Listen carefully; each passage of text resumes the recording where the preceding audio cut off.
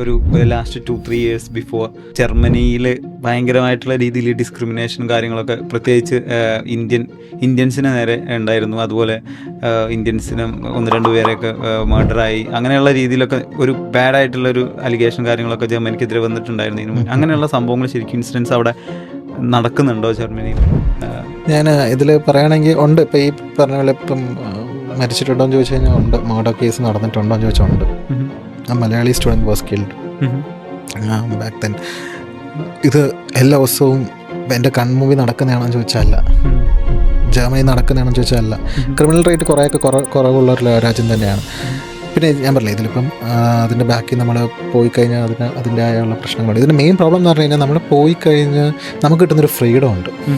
ജർമ്മനിയിലെ freedom you have a lot. പിന്നെ നിങ്ങളിപ്പം ഇവിടെ ചെയ്യുന്ന പല കാര്യങ്ങളും ഭയങ്കര കുറ്റകരമായിട്ടുള്ള പല കാര്യങ്ങളും അവിടെ പോകുമ്പോൾ അത് കുറ്റകരമല്ല. അവിടുത്തെ ഒരു കൾച്ചറിൻ്റെ ഭാഗമായിട്ട് കിടക്കുന്ന സംഭവം. ഡോണ്ട് മിസ്യൂസ് ഇറ്റ് എന്നുള്ളതാണ് എൻ്റെ ഒരു